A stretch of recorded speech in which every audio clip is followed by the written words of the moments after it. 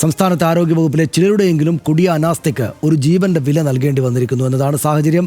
Kottayam medical കോളേജിലെ കെട്ടിടം നിലംപൊത്തിയപ്പോൾ തലയോലപ്പറമ്പിലെ ഒരു കൊച്ചു കുടുംബത്തിന് നഷ്ടമായത് അവരുടെ എല്ലാമായ ഒരു ജീവനാണ്. കെട്ടിടത്തിനുള്ളിൽ ആരും കുടുങ്ങിക്കിടക്കുന്നില്ല എന്ന് അത്രയും ഉറപ്പോടെയാണ് മന്ത്രിമാരായ വീണ ജോർജും വി എൻ വാസവനും പറഞ്ഞത്. ആശുപത്രിയിൽ മകൾക്ക് കൂട്ടിരിപ്പിനായി എത്തിയ ബിന്ദുവിനായി തിരച്ചിൽ ആരംഭിച്ചത് ഇതിന് ശേഷമാണ്. 1.5 മണിക്കൂറിലേറെ വൈകിയ രക്ഷാപ്രവർത്തനം. JCB എത്തിക്കുന്നതിലും തിരച്ചിൽ നടത്തുന്നതിലും ഉണ്ടായ നിസ്സംഗത ഇല്ലാതാക്കിയത് ഒരു ജീവനാണ്. അതിനെ എത്ര ന്യായീകരിച്ചാലും മറക്കാനാകില്ല. അല്പം മുമ്പ് സൂപ്രണ്ട് അദ്ദേഹത്തിൻ്റെതായ വിശദീകരണം പറഞ്ഞു. പക്ഷേ എന്നാലും ആ അനാസ്ഥ അവിടെ നിൽക്കുക തന്നെയാണ്. പ്രതിപക്ഷം ആരോപിക്കുന്നത് പോലെ ആരോഗ്യ കേരളം വെന്റിലേറ്ററിലാണോ? RDX പരിശോധിക്കുകയാണ്. ഇന്നത്തെ സംഭവ വികാസങ്ങളെ സമഗ്രമായി മനസ്സിലാക്കാനുള്ള RDX ആപ്പിലേക്ക്. സംസ്ഥാനത്തെ ആരോഗ്യ മേഖലയെ പ്രതിക്കൂട്ടിലാക്കി ഉയരുന്ന തുടർച്ചയായ ആരോപണങ്ങളിൽ അവസാനത്തേതാവുകയാണ് കോട്ടയം മെഡിക്കൽ കോളേജിലെ ദുരന്തം. ഇന്ന് രാവിലെ 10:30യോടെയായിരുന്നു കോട്ടയം മെഡിക്കൽ കോളേജ് ആശുപത്രിയുടെ ഉപേക്ഷിച്ച ബ്ലോക്ക് തകർന്നു വീണ ദുരന്തമുണ്ടായത്. കെട്ടിടാവശിഷ്ടങ്ങൾക്കിടയിൽ 1.5 മണിക്കൂറിലേറെ കുടുങ്ങിക്കിടന്നാണ് തലയോലപ്പറമ്പ് സ്വദേശി ബിന്ദു ദാരുണമായി മരിച്ചത്. കെട്ടിടത്തിനുള്ളിൽ ആരും കുടുങ്ങിയിട്ടില്ല എന്നായിരുന്നു സംഭവം അറിഞ്ഞ് സ്ഥലത്തെത്തിയ ആരോഗ്യമന്ത്രി വീണ ജോർജിന്റെയും മന്ത്രി വി എൻ വാസവന്റെയും ആദ്യ പ്രതികരണം. ഉപേക്ഷിച്ച കെട്ടിടത്തിലെ ശുചിമുറികൾ രോഗികളും കൂട്ടിരിപ്പുകാരും ഉപയോഗിക്കുന്നത് അറിഞ്ഞിരുന്നില്ല എന്നാണ് ആശുപത്രി അധികൃതരുടെ വിശദീകരണം. തിരുവനന്തപുരം മെഡിക്കൽ കോളേജിലെ ഉപകരണക്ഷാമത്തെക്കുറിച്ചുള്ള ഡോക്ടർ ഹാരിസിന്റെ തുറന്നു പറച്ചിലും തുടർ വിവാദങ്ങളും അണയുന്നതിന് മുൻപാണ് ആരോഗ്യവകുപ്പിന്റെ അനാസ്ഥ വെളിവാകുന്ന ദുരന്തം. തൃശൂർ മെഡിക്കൽ കോളേജിൽ നിന്നും അനാസ്ഥയുടെ ചിത്രം പുറത്തുവന്നു. ഗുരുതരാവസ്ഥയിൽ എത്തിച്ചയാൾക്ക് ചികിത്സ വൈകിപ്പിച്ചെന്നായിരുന്നു ആരോപണം. ആരോഗ്യ കേരളം വെന്റിലേറ്ററിലെന്ന ആരോപണവുമായി പ്രതിപക്ഷം പ്രതിഷേധം ശക്തമാക്കുന്നതിനിടെയാണ് കോട്ടയത്ത് നിന്ന് മറ്റൊരു ദുരന്ത വാർത്ത കൂടി എത്തിയത്. RDX news Malayalam.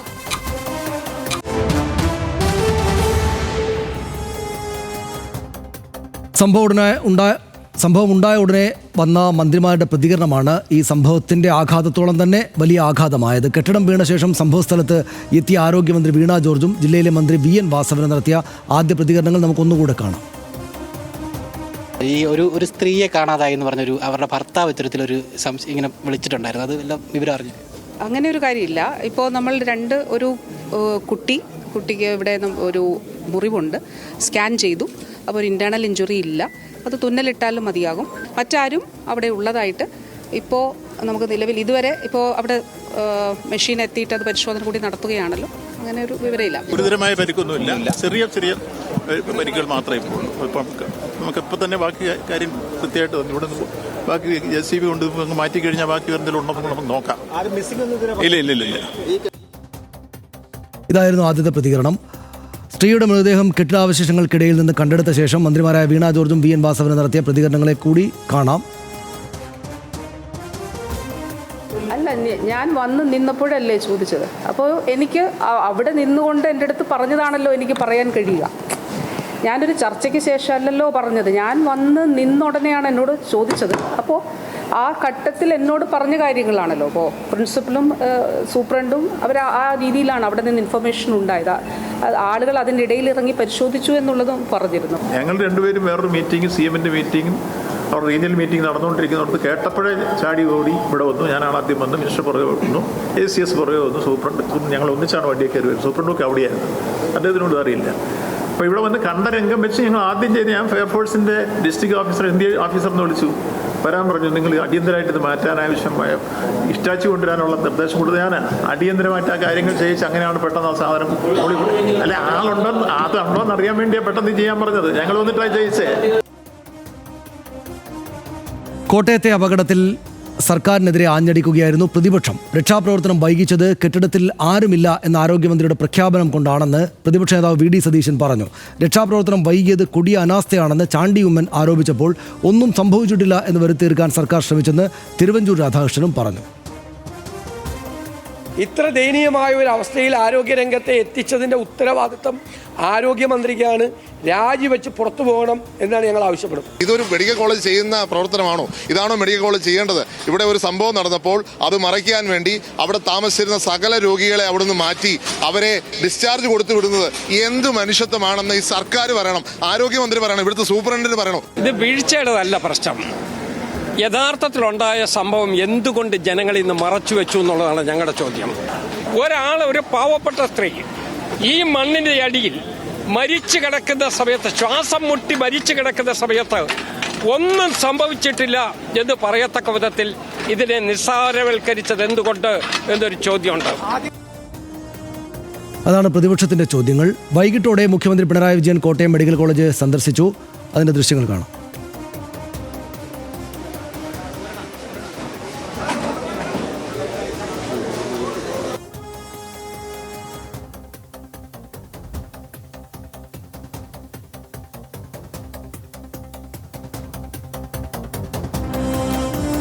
സന്ദർശന ശേഷം മടങ്ങിയ മുഖ്യമന്ത്രിക്ക് നേരെ യൂത്ത് കോൺഗ്രസ് കരിങ്കൊടി കാണിക്കുകയും ചെയ്തു. ആ ദൃശ്യങ്ങൾ കാണാം.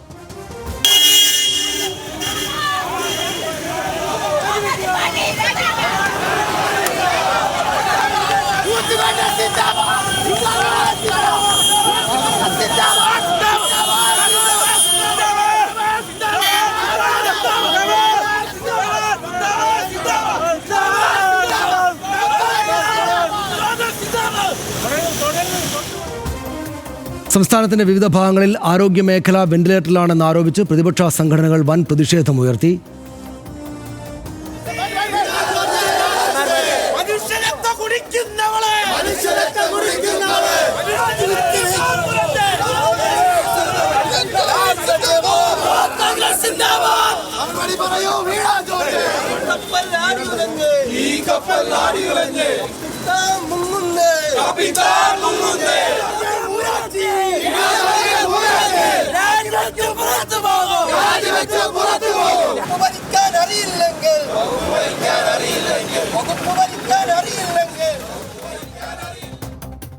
അല്പസമയം മുമ്പ് കോട്ടയം മെഡിക്കൽ കോളേജ് മോർച്ചറിക്ക് മുന്നിലും കോൺഗ്രസ് പ്രവർത്തകരുടെ ശക്തമായ പ്രതിഷേധമുണ്ടായി.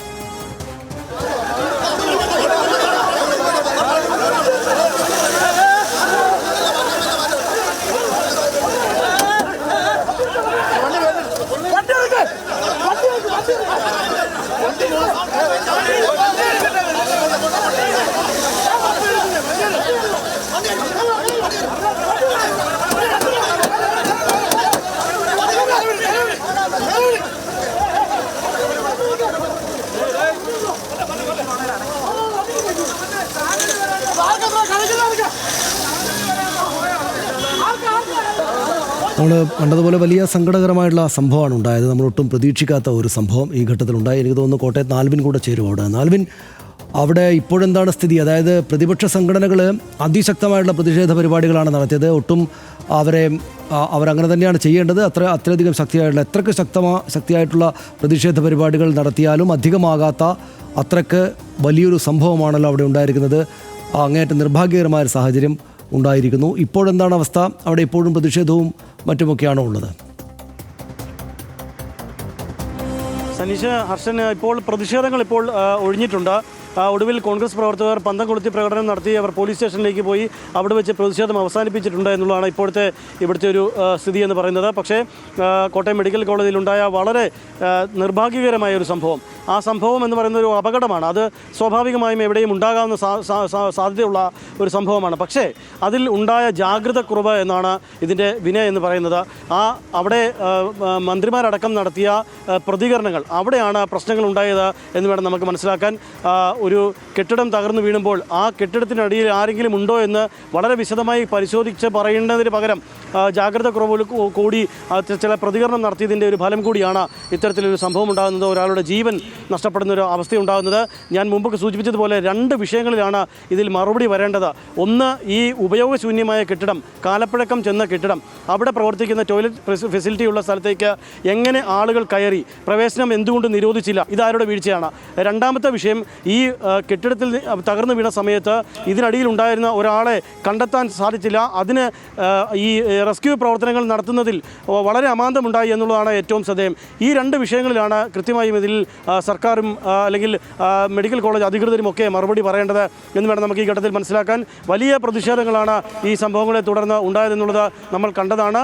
ഈ പ്രതിഷേധങ്ങൾക്കൊടുവിലാണ് മുഖ്യമന്ത്രി അടക്കം ഈ ആശുപത്രിയിലേക്ക് എത്തുന്ന സ്ഥിതിയുണ്ടായി. മുഖ്യമന്ത്രി 2 മന്ത്രിമാർ ചേർന്ന് യോഗം ചേരുന്ന സമയത്താണ് ഒരു അവലോകന യോഗത്തിനായി മെഡിക്കൽ കോളേജിൻ്റെ പ്രിൻസിപ്പൽ ബ്ലോക്കിലേക്ക് എത്തുകയും കാര്യങ്ങൾ വിശദമായി അറിയുകയും ചെയ്തു. മെഡിക്കൽ കോളേജ് സൂപ്രണ്ട് അടക്കം ഉള്ള ആളുകൾ ആ കാര്യങ്ങൾ വിശദീകരിക്കുകയും ചെയ്തു. അല്പം മുമ്പ് നമ്മൾ പറഞ്ഞു കേട്ടിരുന്നു, സൂപ്രണ്ട് പറയുന്നുണ്ടായിരുന്നു 2012 മുതൽ ഈ കെട്ടിടം അപകടാവസ്ഥയിലാണ്, അല്ലെങ്കിൽ ഇതിൽ കാലപ്പഴക്കം ചെന്നതാണ് എന്നുള്ളത് സൂപ്രണ്ട് അല്പം മുമ്പ് പറയുകയുണ്ടായി. ഡോക്ടർ ജയകുമാറാണ് സൂപ്രണ്ട്, അദ്ദേഹം പറയുകയുണ്ടായി. മന്ത്രി വീണ ജോർജും അത് തന്നെ പറയുകയുണ്ടായിരുന്നു. 2012-13 കാലയളവ് മുതൽ ഈ കെട്ടിടത്തിന് കാലപ്പഴക്കമുണ്ട്, അതിൽ പ്രശ്നങ്ങളുണ്ട്. പക്ഷേ എന്തുകൊണ്ട് ഇത്രയും കാലം നീണ്ടുപോയി എന്നുള്ളത് പിന്നീട് ഭരിച്ച എല്ലാ സർക്കാരുകളും അതിൽ ഉത്തരവാദികളാണ് എന്നുള്ള കാര്യത്തിൽ ഒരു തർക്കവുമില്ല. ഇതിൽ എന്തുകൊണ്ട് ഇത് നീണ്ടുപോയി? ഇപ്പോൾ ഇന്ന് പറഞ്ഞിരിക്കുന്നത് ഈ അപകടമുണ്ടായ അവസ്ഥയിൽ ഇപ്പോൾ ആരോഗ്യമന്ത്രി ഉച്ചയ്ക്ക് പറഞ്ഞത് ഇവിടെ നിന്നുള്ള 6 വാർഡുകളും 380 ബെഡുകളും പുതിയ കെട്ടിടത്തിലേക്ക് ഇന്ന് തന്നെ മാറ്റി സ്ഥാപിക്കുന്നതിന് വേണ്ട നടപടികൾ സ്വീകരിച്ചു എന്നുള്ളതാണ്. അല്പം മുമ്പ് ഡോക്ടർ ജയകുമാർ സൂപ്രണ്ടും പറഞ്ഞത് അങ്ങനെയാണ്. മിക്കവാറും രോഗികളെയൊക്കെ അങ്ങോട്ടേക്ക് മാറ്റിയിട്ടുണ്ട്, മറ്റുള്ളവരെ മാറ്റിക്കൊണ്ടിരിക്കുന്നു എന്നുള്ളതാണ്. പക്ഷേ ഈ ഒരു അപകടം വേണ്ടി വന്നു അതിന് എന്നുള്ളതാണ് നമുക്ക് ഏറ്റവും ശ്രദ്ധേയമായി ഈ ഘട്ടത്തിൽ മനസ്സിലാക്കേണ്ടത്. ഏതായാലും വളരെ ദൗർഭാഗ്യകരമായ ഈ അപകടത്തിൽ ആരൊക്കെയാണ് ഉത്തരവാദികൾ ഈ 2 വീഴ്ചകളിൽ എന്നുള്ളതാണ് അറിയേണ്ടത്. അത് സംബന്ധിച്ച് വിശദമായ റിപ്പോർട്ട് നൽകാൻ ജില്ലാ കളക്ടറോട് ആരോഗ്യമന്ത്രി അറിയിച്ചിട്ടുണ്ട്. ശരി, നന്ദി ആൽവിൻ. വിവരങ്ങൾക്ക് കൂടുതൽ വിവരങ്ങൾ ആവശ്യമുണ്ടാകും, ഞങ്ങൾ അങ്ങോട്ട് വന്നോളാം. അവിടെ എപ്പോഴും പ്രതിഷേധ പരിപാടികളൊക്കെ നടക്കുകയാണ്. ഹർഷൻ, നമുക്ക് മറ്റ് വിശദമായിട്ടുള്ള ചില കാർഡുകളിലേക്ക്, ഡാറ്റാ ഷീറ്റിലേക്കൊക്കെ ഒന്ന് പോയിട്ട് വരാം. ആരോഗ്യ കേരളം വെന്റിലേറ്ററിലാണോ എന്ന ചോദ്യം പ്രതിപക്ഷം ഉന്നയിക്കുമ്പോൾ സ്വാഭാവികമായിട്ടും അതോട് ചേർന്ന് നിൽക്കുന്ന സംഭവങ്ങളാണ് കഴിഞ്ഞ കുറച്ച് ദിവസങ്ങളായിട്ട് ഉണ്ടാകുന്നത്. അതുകൂടെ നമ്മൾ കാണണം. കോട്ടയം ദുരന്തം ആരോഗ്യ കേരളം വെന്റിലേറ്ററിലെന്ന പ്രതിപക്ഷ ആരോപണത്തിനിടെയാണ് എന്ന കാര്യം നമ്മൾ കാണണം. തിരുവനന്തപുരത്തെ ശസ്ത്രക്രിയാ ഉപകരണക്ഷാമം ശരിവെച്ചാണ് വിദഗ്ധ സമിതിയുടെ റിപ്പോർട്ട് ഇന്ന് വന്നത്. തൃശ്ശൂരിൽ KSRTC ബസ് ഡ്രൈവർക്ക് ചികിത്സ വൈകിപ്പിച്ചെന്ന പരാതിയും ഇതുമായി ബന്ധപ്പെട്ട് ചേർത്ത് വെക്കാവുന്ന വാർത്തയാണ്. ഉത്തരവാദിത്തം ഏറ്റെടുത്ത് ആരോഗ്യമന്ത്രി രാജിവെക്കണമെന്ന് പ്രതിപക്ഷം ആവശ്യം ഒന്നുകൂടെ ശക്തമാക്കിയിട്ടുണ്ട്. കോട്ടയം മെഡിക്കൽ കോളേജിലെ 14-ാം വാർഡ് കെട്ടിടം തകർന്നത് രാവിലെ 11 മണിയോടെയാണ്. നമ്മൾ വിശദാംശങ്ങൾ കണ്ടു. അതിൻ്റെ മരിച്ച ബിന്ദു അവശിഷ്ടങ്ങൾക്കിടയിൽ കുടുങ്ങിക്കിടന്നത് 1.5 മണിക്കൂറാണ് എന്നതാണ് അങ്ങേയറ്റം ദുഃഖകരവും ഞെട്ടിക്കുന്നതുമായ കാര്യം. തകർന്ന കെട്ടിടത്തിന് സമീപത്തെ വാർഡുകളിലും കോൺക്രീറ്റ് പാളികൾ പൊളിഞ്ഞ നിലയിലായിരുന്നു എന്ന് നമ്മൾ നേരത്തെ അറിഞ്ഞു. ഈ കെട്ടിടത്തിൽ അപകടത്തിന് തൊട്ടു മുമ്പ് വരെ ഉണ്ടായിരുന്നത് നിരവധിയായിട്ടുള്ള രോഗികളാണ് എന്ന വിവരമാണ് എന്ന് വരുന്നുണ്ട്. മുഖ്യമന്ത്രിയുടെ കോട്ടയം മേഖലാ അവലോകന യോഗത്തിലെത്തിയ മന്ത്രിമാർ പെട്ടെന്ന് തന്നെ സ്ഥലത്തേക്ക് എത്തിച്ചേർന്നു. കെട്ടിടാവശിഷ്ടങ്ങളിൽ സ്ത്രീ കുടുങ്ങിയത് പക്ഷേ ആദ്യം ആരും അറിഞ്ഞില്ല എന്നതാണ് നമ്മൾ മനസ്സിലാക്കുന്ന. 2 പേർക്ക് നിസ്സാര പരിക്ക് മാത്രമാണെന്ന് മന്ത്രിമാരുടെ ആദ്യ പ്രതികരണം. അത് മെഡിക്കൽ കോളേജ് സൂപ്രണ്ട് നൽകിയ വിവരത്തെ തുടർന്നാണ്. അമ്മയെ കാണാനില്ല എന്ന മകളുടെ പരാതിക്ക് ശേഷം മാത്രമാണ് തെരച്ചിൽ പുനരാരംഭിച്ചത്. അവിടെ തകർന്നത് 11-14 വാർഡുകൾ പ്രവർത്തിച്ചിരുന്ന 50 വർഷത്തിലേറെ പഴക്കമുള്ള കെട്ടിടമാണ് എന്ന് നമ്മൾ അറിയുന്നു. കെട്ടിടത്തിലെ താഴത്തെ 2 നിലകളും ഉപയോഗിക്കുന്നില്ല, മുകൾ നില ഉപയോഗിച്ചിരുന്നു എന്നാണ് അറിയുന്നത്. ശുചിമുറികൾ അടങ്ങുന്ന കെട്ടിട ഭാഗം അടച്ചുപൂട്ടിയിരുന്നു എന്നാണ് അധികൃതർ പറഞ്ഞത്. പക്ഷേ അങ്ങനെ ഉണ്ടായിട്ടില്ല എന്ന് നമ്മൾ മനസ്സിലാക്കുന്നു. എന്നാൽ ശുചിമുറികൾ സ്ഥിരമായി ഉപയോഗിച്ചിരുന്നുവെന്നാണ് രോഗികളും കൂട്ടിരിപ്പുകാരും ആ സംഭവത്തിന് ശേഷം പറഞ്ഞത്. ഉപകരണക്ഷാമ വിവാദത്തിൽ ഡോക്ടർ ഹാരിസിനെ തള്ളാതെയാണ് വിദഗ്ധ സമിതി. ആദ്യത്തെ സംഭവത്തിൽ ഉപകരണങ്ങൾ വാങ്ങുന്ന നടപടിക്രമങ്ങൾ ലഘൂകരിക്കണമെന്ന് വിദഗ്ധ സമിതി അവിടെ റിപ്പോർട്ട് നൽകി. സിസ്റ്റത്തിന് വീഴ്ചയുണ്ട്, പരിമിതികൾ പരിഹരിക്കണമെന്നും ആ വിദഗ്ധ സമിതി റിപ്പോർട്ടിൽ ശുപാർശയുണ്ട്. ഹാരിസ് ചിറക്കലിൻ്റേത് ചട്ടലംഘനമാണെങ്കിലും നടപടി വേണ്ട എന്ന നിർദ്ദേശമാണ് അതിനകത്തുള്ളത്. ഹാരിസ് ചിറക്കൽ മറ്റൊരു വഴിയുമില്ലായിരുന്നെന്ന് പറഞ്ഞത് ശരിയല്ല എന്നറിയാമെങ്കിലും മറ്റു മാർഗമില്ലായിരുന്നുവെന്ന് ഡോക്ടർ ഹാരിസ് ഇന്ന് മാധ്യമങ്ങളോട് പറഞ്ഞു. പോരാട്ടം സർക്കാരിനെതിരല്ല, ബ്യൂറോക്രസിക്കെതിരെയാണ്. എന്ത് ശിക്ഷയും ഏറ്റുവാങ്ങാൻ തയ്യാറാണെന്നും അദ്ദേഹം ആവർത്തിച്ചു. ഗുരുതരാവസ്ഥയിൽ തൃശ്ശൂർ മെഡിക്കൽ കോളേജിൽ എത്തിച്ച ആൾക്ക് ചികിത്സ വൈകിയെന്ന ആരോപണവും തൃശ്ശൂരിൽ നിന്നും ഇന്ന് വന്നു. മീൻ ലോറിയുമായി ഉണ്ടായ അപകടത്തിൽ KSRTC ഡ്രൈവർക്ക് ഗുരുതര പരിക്കേൽക്കുകയായിരുന്നു. ചികിത്സ വൈകിയത് ചോദിച്ചപ്പോൾ ആശുപത്രി ജീവനക്കാർ ക്ഷോഭിച്ചെന്നാണ് ആംബുലൻസ് ഡ്രൈവർ മാധ്യമങ്ങളോട് പറഞ്ഞത്.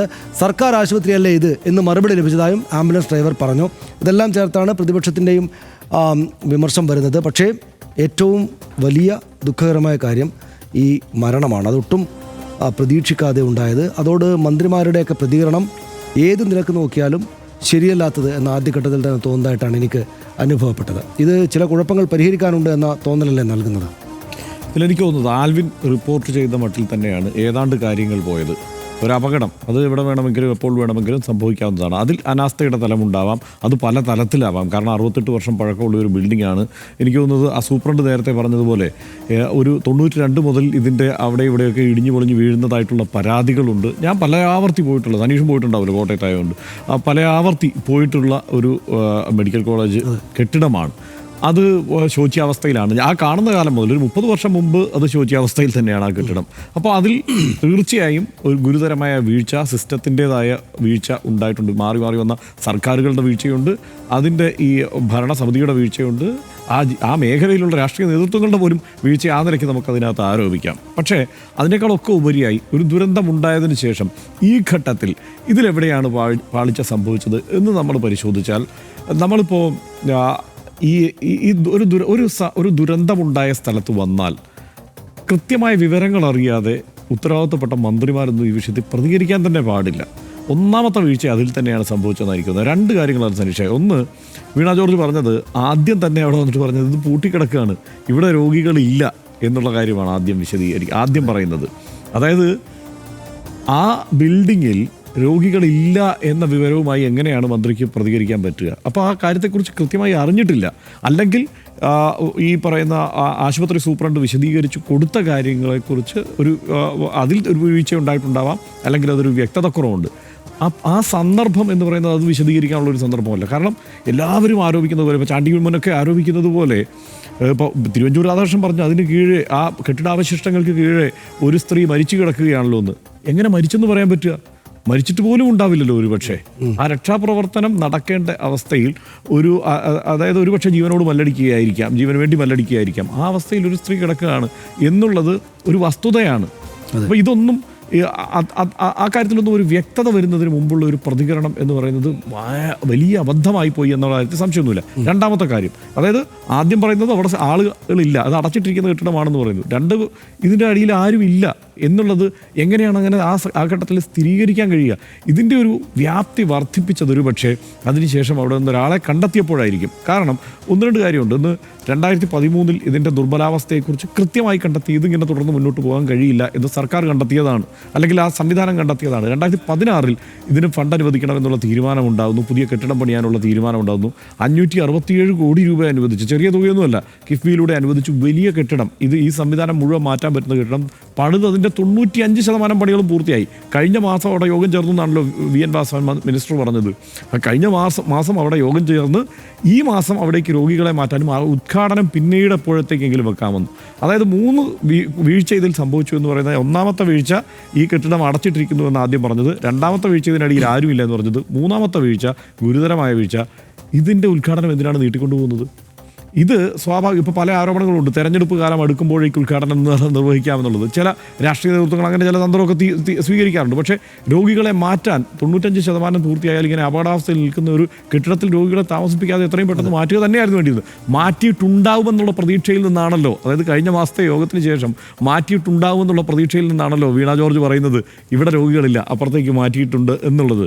അപ്പോൾ ആ വീഴ്ച അവിടെ സംഭവിച്ചിട്ടുണ്ട്. അത് തിരിച്ചറിയുന്നത് കൊണ്ട് കൂടിയാവാം ചില കാര്യങ്ങൾ ഉത്തരവാദിത്വം സൂപ്രണ്ട് തന്നെ ഏൽക്കുന്നത്. അദ്ദേഹത്തിന് അവിടുത്തെ അവസ്ഥ അറിയാം, അവിടെ തന്നെ PG പഠിച്ചാണെന്ന് അദ്ദേഹം. അതാണ് അതിനകത്ത് ഒരു കാര്യമുള്ളത് ദർശനം. അതായത് ഒന്നിപ്പോൾ വീണ ജോർജ് ആശുപത്രിയിൽ രക്തസമ്മർദ്ദം വരുന്നതിനെ തുടർന്ന് കിടക്കുകയാണ്. വീണ ജോർജിൻ്റെ സുഹൃത്താണ്, അവരുടെ മന്ത്രി എന്ന നിലയ്ക്ക് എനിക്ക് വലിയ ആദരവുള്ളതാണ്, എൻ്റെ സഹപ്രവർത്തകയായിരുന്നു. അവരോട് ആ കാലത്തും ഒരു നല്ല മാധ്യമപ്രവർത്തക എന്ന നിലക്കുള്ള ആദരവും സ്നേഹവും ഉള്ള എൻ്റെ സുഹൃത്തായിട്ടുള്ള ഒരാളാണ്. അതുകൊണ്ട് അവർ ആശുപത്രി കിടക്കുമ്പോൾ അവരെ കുറ്റപ്പെടുത്തേണ്ടി വരുന്നതിൽ ഒരു ബുദ്ധിമുട്ടുണ്ടെങ്കിലും അവർ വഹിക്കുന്ന പദവി അങ്ങനത്തെ ആയതുകൊണ്ട് പറയാതിരിക്കുക വയ്യ. അതായത് ഇതിനകത്ത് ഒന്നിലേറെ ഹർഷനെ ഇപ്പോൾ ചൂണ്ടിക്കാണിച്ച പോലെ ഒന്നിലേറെ വീഴ്ചകൾ ഉണ്ടായി. അതിൽ ഏറ്റവും പ്രധാനപ്പെട്ട കാര്യം, ഏറ്റവും വലിയ വീഴ്ച, അവിടെ ഇത്രയും തകരാറിലായിരിക്കുന്ന ഒരു കെട്ടിടത്തിനകത്ത് ഉപയോഗിക്കാൻ അനുമതി മൗനസമ്മതം കൊടുത്തു സിസ്റ്റം എന്നതാണ്. അതായത് അവിടെ ആളുകളില്ല എന്നാണല്ലോ അവർ പറയുന്നത്, അവിടെ ഉപയോഗിക്കുന്നില്ല. ഇപ്പോൾ ആ കെട്ടിടം അങ്ങോട്ട് മാറ്റി വെച്ചിരിക്കുക. പക്ഷേ ശുചിമുറികൾ ഉപയോഗിക്കാൻ, അതും മുകളിലത്തെ നിലയിൽ ശുചിമുറി ഉപയോഗിക്കാൻ മൗനസമ്മതം അവിടെയുണ്ട്. ആളുകൾ അവിടേക്ക് പോകുന്നുണ്ട്. അതായത് താഴത്തെ മുറികൾ ഉപയോഗിക്കുന്നില്ല, ആ വാർഡുകളൊന്നും പ്രവർത്തിക്കുന്നില്ല, തകരാറിലായ കെട്ടിടം, എപ്പോഴും വേണമെങ്കിലും വീഴാം. 2013 തൊട്ട് അത് മാറ്റണം എന്നുള്ള ഇത്രയും വർഷങ്ങളായിട്ട് ഇങ്ങനെ നിൽക്കുന്നൊരു കെട്ടിടമാണ്. പക്ഷേ അവിടെ വരുന്ന ആളുകൾ നിരന്തരമായിട്ട് ഈ ശുചിമുറി ഉപയോഗത്തിന് വേണ്ടിയിട്ട് ആശുപത്രി ഇങ്ങനെ ആയതുകൊണ്ട് സ്വാഭാവികമായിട്ടും നിറയെ സാധാരണക്കാർ വരുന്നതാണ്. ഉപയോഗിക്കാൻ പാടില്ല എന്ന് പറഞ്ഞ സ്ഥലത്തേക്ക് ആളുകൾ പോയി ഉപയോഗിക്കുന്നതിൽ കുറ്റമൊന്നും പറയാൻ പറ്റില്ല. അത് പക്ഷേ തടഞ്ഞില്ല, ഗേറ്റ് അടച്ചിട്ടൊന്നും ഉണ്ടായിരുന്നില്ല. ഈ സംഭവത്തെ ഇതൊരു മോശം കെട്ടിടമാണ്, ഇവിടെ ഇനി പ്രവർത്തിക്കരുത്, ഇതിനകത്തേക്ക് ആൾ വരരുത് എന്നത് സിസ്റ്റം നിർബന്ധിച്ചിരുന്നില്ല. അതുകൊണ്ടാണ് അവിടേക്ക് ആൾ പോയത്. പിന്നെ അവിടേക്ക് ആൾ പോയിട്ടുണ്ടോ എന്ന കാര്യം ഹർഷൻ നേരത്തെ ചൂണ്ടിക്കാണിച്ചതുപോലെ അതിനകത്ത് ആൾ പെട്ടിട്ടുണ്ടോ എന്ന കാര്യത്തിൽ സൂപ്രണ്ട് മുൻവിധി കലർന്ന തീരുമാനം എടുത്തു. അവിടെ ആളില്ല എന്ന് അദ്ദേഹം പറഞ്ഞു. അത് മന്ത്രിയോട് പറഞ്ഞു, മന്ത്രി അത് പറഞ്ഞു. പിന്നെ രണ്ടാമത്തെ ഏറ്റവും ഗൗരവതരമായിട്ടുള്ള കുറ്റം, ഈ മരണത്തിൻ്റെ ദുഃഖകരമായ സാഹചര്യവും അതിൻ്റെ ഗൗരവം അങ്ങോട്ട് മാറ്റിവെച്ച രണ്ടാമത്തെ പ്രശ്നം, ഈ മന്ത്രിമാരെന്തിനാണ് സംസാരിക്കുന്നത്? ഈ മന്ത്രിമാരെന്തിനാണ് ഈ ഘട്ടത്തിൽ പോയി സംസാരിക്കുന്നത്? സംസാരിച്ചാൽ എന്താണ്? സംസാരിച്ചില്ലെങ്കിൽ ഉണ്ടാകുന്ന കുഴപ്പം എന്താണ്? മാധ്യമങ്ങൾ വലിയ തോതിൽ ഒരു സംഭവം വലിയ തോതിൽ വിമർശിക്കും. മാധ്യമങ്ങൾ വിമർശിച്ചുകൊണ്ടേയിരിക്കും. ഒരു മരണം ഉണ്ടായിരിക്കുകയാണ്, ആശുപത്രി കെട്ടിടം, മെഡിക്കൽ കോളേജ് കെട്ടിടം, ഒരു പൊതു ആശുപത്രിയുടെ കെട്ടിടം തകർന്നുകൊണ്ട് ഒരാൾ മരിച്ചിരിക്കുകയാണ്. വലിയ തോതിൽ സർക്കാരിൻ്റെ വിമർശനം വരും, പ്രതിപക്ഷം വലിയ സമരം നടത്തും. പക്ഷേ അവിടെ വന്നിട്ട് ഈ ഘട്ടത്തിലും ഞങ്ങൾ വിശദീകരണം കൊടുക്കുകയാണ് വേണ്ടത്, ആരോഗ്യവകുപ്പിൻ്റെയും സർക്കാരിൻ്റെയും ഇമേജ് സംരക്ഷിക്കുകയാണ് വേണ്ടത് എന്ന തോന്നൽ ഈ മന്ത്രിമാർക്ക് ഉണ്ടാകാൻ പാടില്ലായിരുന്നു. എന്തിനാണത് ചെയ്യുന്നത്? അവിടുത്തെ രക്ഷാപ്രവർത്തനങ്ങളെല്ലാം പൂർത്തിയായതിനു ശേഷം തിരിച്ചു വരാം, എന്നിട്ട് സംസാരിക്കാം. അവർ ഒരു തവണ മാധ്യമങ്ങളെ കണ്ടു. രണ്ടാമത് അവർ പറഞ്ഞതിൽ അബദ്ധം പറ്റിയെന്ന് കണ്ടപ്പോൾ അവർ പോയിട്ട് വീണ്ടും മാധ്യമപ്രവർത്തകരെ കണ്ട് സംസാരിച്ചു, വിശദീകരണം നടത്താൻ. ഇവിടെ ഈ സംഭവങ്ങളെല്ലാം ഉണ്ടായിട്ട്, ഇത്രയും വലിയൊരു സംഭവം ഉണ്ടായിട്ട്, മരിച്ച് ആ ബോഡിയുടെ ചൂടാറുന്നതിന് മുമ്പ് അവരുടെ ബന്ധുക്കൾ കരഞ്ഞുകൊണ്ടിരിക്കുമ്പോൾ ഞങ്ങൾ പറഞ്ഞത് തെറ്റായിരുന്നില്ല കേട്ടോ എന്ന് വിശദീകരിക്കാൻ വേണ്ടി മന്ത്രിമാർ വാർത്താസമ്മേളനം നടത്തുന്നത് എന്തിനാണ്? അതിൻ്റെ ആവശ്യമുള്ള കാര്യമല്ല. അതും വീണ ജോർജ് അവിടെയുണ്ട്, മുതിർന്ന മന്ത്രിയായിട്ടുള്ള വാസവൻ അവിടെയുണ്ട്.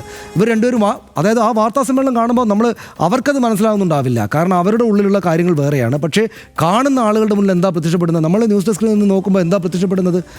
അവരുടെ ഭാഗം വാദിച്ചുകൊണ്ടേയിരിക്കുകയാണ്. ഒരു മരണം അവിടെ നടന്നിട്ടുണ്ട്, അവരുടെ ഭാഗം വാദിച്ചുകൊണ്ടിരിക്കുകയാണ്. ഇതാ ഞങ്ങൾ ഇങ്ങനെയാണ് പറഞ്ഞത്, ഞങ്ങൾ ഇന്ന കാര്യമാണ് പറഞ്ഞതെന്ന്.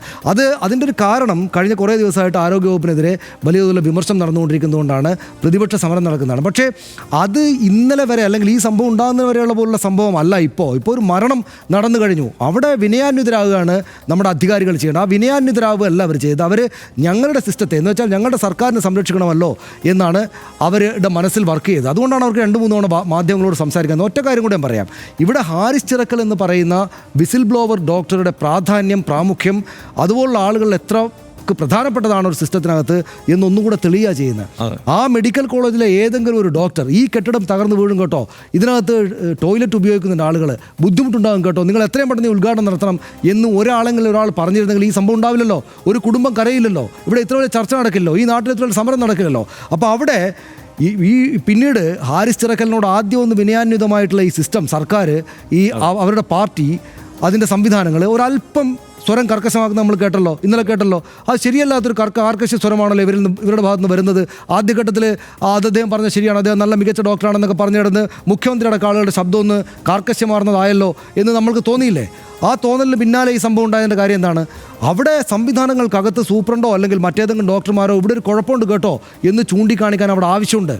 ഇവരെ തിരുത്താനായിട്ടാണ്, അല്ലാതെ ഈ സർക്കാരിനാകെ അട്ടിമറിച്ച് കളയാനായിട്ടല്ല. നിങ്ങൾക്കൊരു കുഴപ്പമിവിടെ ഉണ്ട് കേട്ടോ എന്ന് പറയുമ്പോൾ അത് തിരുത്താനായിട്ടുള്ള ഒരു വിസിൽ ബ്ലോവർ അവിടെ ആവശ്യമുണ്ടായിരുന്നു. ആ ഹാരിസ് ചിറക്കൽ എന്ന വിസിൽ ബ്ലോവർ അപ്പുറത്ത് ചെയ്തത് എന്താണോ അത് ചെയ്യാൻ ഇവിടെ ആളില്ലാത്തത് കൊണ്ടുകൂടിയാണ് ഈ ദുരന്തം ഉണ്ടായതെന്ന് ഞാൻ പറയും. ആ വിസിൽ ബ്ലോവറുടെ പ്രാധാന്യമാണ് അവിടെ വ്യക്തമാകുന്നത്. അതേ സംഭവത്തിൽ, അതായത് ഈ വിസിൽ ബ്ലോവർ വന്നിട്ട് ഈ പ്രശ്നം പുറത്തേക്ക് പറഞ്ഞത് ഒരു രാഷ്ട്രീയ പ്രശ്നമായി മാറിയതോടെ പിറ്റേന്ന് ഈ സാധനം വന്നു, മരുന്ന് ഉപകരണങ്ങളും അവിടെ വന്നു, ആകാശമാർഗം പറന്നു വന്നു. ഇവിടെ ഈ സംഭവം ഉണ്ടായിട്ട് തൊട്ട് പിന്നാലെ ആളുകൾ മുഴുവൻ അപ്പുറത്തേക്ക് 10 മിനിറ്റ് കൊണ്ട് മാറ്റിയെന്നാണ് സൂപ്രണ്ട് പറഞ്ഞത്. എന്ന് വെച്ചാൽ 10 മിനിറ്റ് കൊണ്ട് ഈ രോഗികളെ അങ്ങോട്ട് മാറ്റാനാവുന്ന സംവിധാനം അവിടെ ഉണ്ടായിട്ട് ഒരു ജീവനെ ഇങ്ങനെ മണ്ണിനടിയിലാക്കി കളഞ്ഞു. ആ കുടുംബത്തിനൊപ്പം നിൽക്കണം. ഈ വിഷയത്തിൽ പ്രതിപക്ഷത്തിൻ്റെ സമരത്തിനൊപ്പമാണ് ഞാൻ. ഇതിനകത്ത് നിന്ന് ഈ സർക്കാരിന് പഠിക്കാൻ ഏറെ കാര്യങ്ങളുണ്ടെന്നാണ് ഞാൻ വിചാരിക്കുന്നത്. ഈ മന്ത്രിമാരെ, അതിൽ വ്യക്തിപരമായിട്ട് വലിയ സ്നേഹബഹുമാനങ്ങളുള്ള വീണ ജോർജ് അടക്കമുണ്ട്. ഞാനിപ്പോഴും കഴിഞ്ഞ ദിവസം നമ്മുടെ RDXൽ ഞാൻ പറഞ്ഞാണ്, 1ാം സ്ഥാനം എന്ന് വെച്ചാൽ പെർഫെക്റ്റ് എന്നല്ല അർത്ഥം, എല്ലാം തികഞ്ഞവനെന്നല്ല അർത്ഥം. 1ാം സ്ഥാനം എന്ന് വെച്ചാൽ കൂട്ടത്തിൽ 1ാമത്തെ ആളെന്നാണ്. അയാൾക്കും കുഴപ്പം പറ്റാം. ആ കുഴപ്പമാണ് മനസ്സിലായിരിക്കുന്നത്. സ്വന്തം സർക്കാരിൻ്റെയും സ്വന്തം വകുപ്പിൻ്റെയും ഇമേജ് സംരക്ഷിക്കുക എന്നതിനേക്കാൾ പ്രധാനമാണ് അവർ ഭരിക്കുന്ന നാട്ടിലെ മനുഷ്യരുടെ ജീവിതവും മറ്റു കാര്യങ്ങളും സംരക്ഷിക്കുക എന്നത്. അതുകൊണ്ട് ആദ്യം വർത്തമാനം പറയേണ്ടത് ഞങ്ങൾ ചെയ്ത കുഴപ്പമൊന്നുമില്ല കേട്ടോ എന്ന് സംസാരിക്കാനായിട്ടല്ല സമയമെടുക്കേണ്ടതാണ് എനിക്ക് തോന്നുന്നത്. തീർച്ചയായും നമുക്ക് വളരെ പെട്ടെന്ന് ഇടവേളയിലേക്ക് പോകണം. ഇടവേളയിലേക്ക്